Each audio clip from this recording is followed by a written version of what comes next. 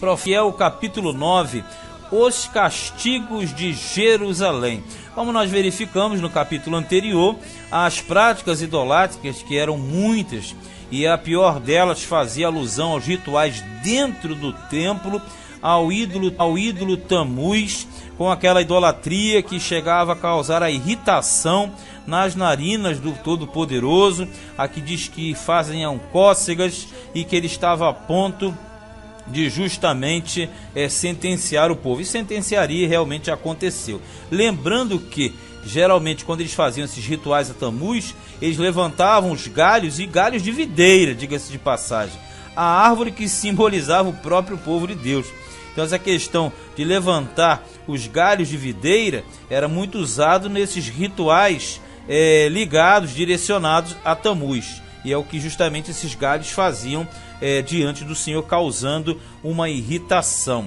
E no 9, como não podia deixar de acontecer, após a condenação vem o juízo. Diz assim, ó: então me gritou aos ouvidos com grande voz, dizendo: fazei chegar os intendentes da cidade, cada um com as suas armas destruidoras na mão. Quando fala os intendentes da cidade, ele está se referindo a 6 homens que na verdade vão aparecer.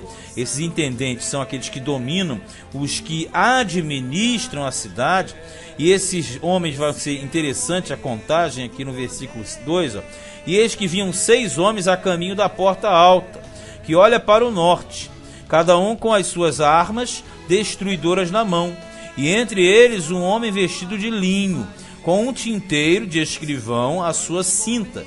E entraram e se puseram junto ao altar de bronze. Vamos entender isso aqui. Olha só como é que funciona o esquema.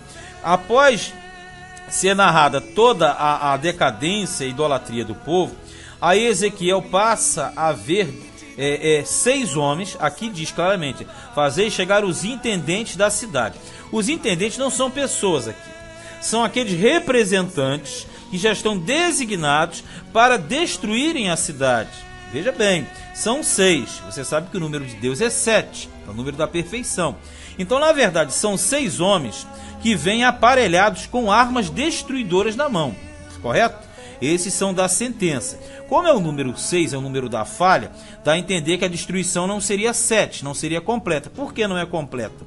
Porque entre eles vem um homem vestido de linho, que é outro anjo também, com um tinteiro de escrivão à sua cinta. E eles entram e se puseram junto ao altar de bronze. Então vamos lá, são 6 com mais um 7. Só que os da destruição são 6. E um que tem o tinteiro, que é o 7º, este vai justamente marcar e assinalar aqueles que não vão sofrer o dano. Veja no 3. Ó. E a glória do Deus de Israel se levantou do querubim sobre o qual estava, até a entrada da casa.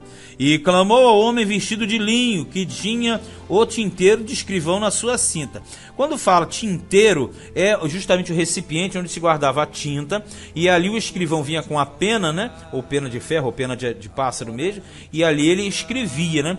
Então esse tinteiro de escrivão é justamente junto à cinta. Você sabe que a cinta, em profecia, o cinturão é a verdade. Aí ele vai passar marcando, olha no 4.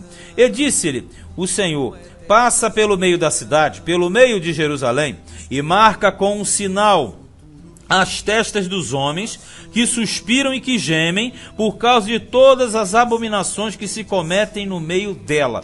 Vamos compreender. Ele manda esse homem que tem o tinteiro, esse anjo no caso, passar na cidade marcando um sinal. O sinal aqui no original é um Tav. Tav, que é a última letra do alfabeto hebraico. E Tav significa literalmente cruz. Só que cruz no Antigo Testamento não é como a cruz de Jesus que nós conhecemos. Cruz era em forma do sinal de vezes, né, de multiplicação, como nós conhecemos, um X, ou então um tracinho que para nós é o sinônimo de mais, que é o símbolo do mais, né? Que é aquela justamente da soma de adição. Então esse Tav ou era um X ou um sinal de mais. E esse sinal foi uma prefiguração, isso para o futuro, do que seria a cruz de Cristo, correto? Mas nessa época não se tinha essa noção de cruz de Cristo ainda. Então literalmente esse sinal era um Tav, que era assim que você marcavam aqueles que eram seus, no caso. O que Deus está fazendo aqui é o seguinte: a destruição virá, mas Deus está preservando aqueles que suspiravam e gemiam, que não concordavam com aquilo que estava acontecendo, as abominações. Como Deus é justo, ele marca o povo dele para não enfrentar a destruição. Veja no 5. E aos outros disse, ouvindo eu, passai pela cidade, após ele feri. Não poupe o vosso olho, nem vos compadeçais. Matai velhos e jovens e virgens e meninos e mulheres até exterminá-los. Mas a todo homem que tiver o sinal, quer dizer, o tave, não vos chegueis. E começai pelo meu santuário. Veja, o negócio começa por dentro da casa de Deus e para fora. E começaram pelos homens mais velhos que estavam diante da casa. E disse-lhes, contaminai a casa, e enchei os átrios de mortos, e saí. E saíram e feriram na cidade. Veja bem, até aqui, para não avançar muito, vê se você compreende. Deus estava mostrando que a destruição era determinada por ele. Então 6 destruidores viriam e um preservador marcaria com o X, com o tave, aqueles que seriam separados. Para onde isso nos transporta? Veja bem, para 2 situações. Para trás, você lembra da saída do Egito, quando o anjo da morte passou destruindo, não foi isso? Sendo que esse anjo da morte, quando passou destruindo, ele não destruiu os que estavam dentro aqueles que estavam dentro das casas, que tinham o sinal, a marca do sangue nos seus umbrais. Aquela marca lá de trás era uma marca de proteção contra o anjo da morte do Egito, ok? Que simbolizava o sangue de Cristo e a verga da porta, a cruz de Cristo. Confere? Quando nós chegamos nessa marcação aqui, essa marcação também simboliza que esses não sofrerão nenhum dano, porque Deus está cobrindo-os com o seu sangue.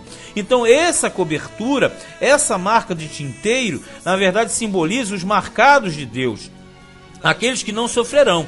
E o sinal do tave, como eu falei, é uma prefiguração da cruz de Cristo. E não parou não, ainda tem mais. Quando você chega lá no Apocalipse, propriamente no capítulo 7, você tem aqueles que são de Deus marcados, porque os que são de Deus não pertencem ao império da besta, e automaticamente Deus marcará os seus escolhidos, os seus eleitos, para que não sejam tocados pela marca da besta. Então você percebe que tanto no Egito, quanto nesse quadro, quanto na questão da grande tribulação, Deus estará guardando e preservando o seu povo de todo o mal possível. Veja no 8. Sucedeu, pois, que, havendo-os eles ferido, e ficando eu de resto, caí sobre a minha face, e clamei e disse, ah, Senhor, dá-se-á o caso que destruas todo o restante de Israel, derramando a sua indignação sobre Jerusalém?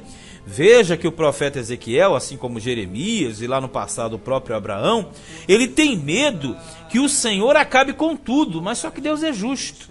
Então ele não vai acabar com tudo, ele só vai acabar com aquele que precisa ser sentenciado, mas a proteção é garantida para os outros. 9. Então me disse, a maldade da casa de Israel e de Judá é grandíssima. Veja que ele coloca Israel e Judá, o norte e o sul. O norte já foi, agora é a vez do sul. E a terra se encheu de sangue, e a cidade se encheu de perversidade. Eles dizem, o Senhor deixou a terra, o Senhor não vê. Pois também, quanto a mim, não poupará o meu olho, nem me compadecerei. Sobre a cabeça deles farei recair o seu caminho, ou seja, eles vão receber de acordo com os seus merecimentos. 11. E eis que o homem que estava vestido de linho, a cuja cinta estava o tinteiro, tornou com a resposta dizendo, fiz como me mandaste. Vê se você percebe, não é difícil. Está querendo dizer o seguinte, os intentos de Deus aconteceriam. Só que Deus deixa bem claro, antes de toda destruição, aqueles que suspiram pelas coisas de Deus são preservados das grandes catástrofes. Ezequiel ficou com medo, mas ele falou, fica calmo. O homem do tinteiro passou e marcou, assim como no passado e assim como no futuro e assim como hoje também. Deus sempre preserva, Deus sempre guarda, Deus não deixa acontecer absolutamente nada com aqueles que têm a marca em suas vidas, a marca do Cordeiro. Agora veja bem, quando nós chegarmos No próximo capítulo, que é o capítulo 10, será a segunda visão dos querubins. Aí nós vamos entender por quê. Porque ali, aí sim, ele vai sair da sua casa. E lembrando sempre que essa marcação aqui aconteceu na primeira noite da Páscoa, lembra lá? Na saída e libertação. Essa marcação dava a entender que seria antes da invasão e destruição de Jerusalém. Assim como no Apocalipse também fala, antes de entrar na grande tribulação. Mas este foi Ezequiel, capítulo de número 9.